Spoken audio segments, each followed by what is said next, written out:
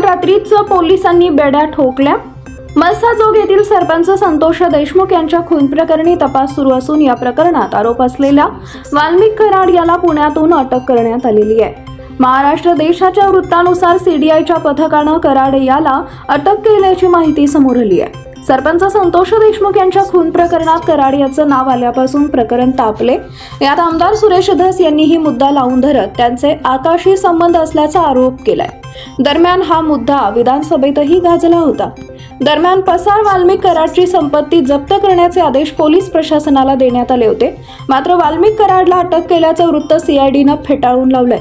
कराडला अटक करण्यात आलेली नाही असं सीआयडीच्या अधिकाऱ्यांनी स्पष्ट केलंय। चारी बाजूंनी कोंडी झाल्यामुळे कराड हे आता पोलिसांसमोर शरणागती पत्करणार असल्याचं सांगितलं जातंय। कराड हे आज संध्याकाळपर्यंत किंवा उद्या सकाळपर्यंत बीड अथवा सीआयडीच्या अधिकाऱ्यांसमोर शरण जातील अशी चर्चा सुरू आहे।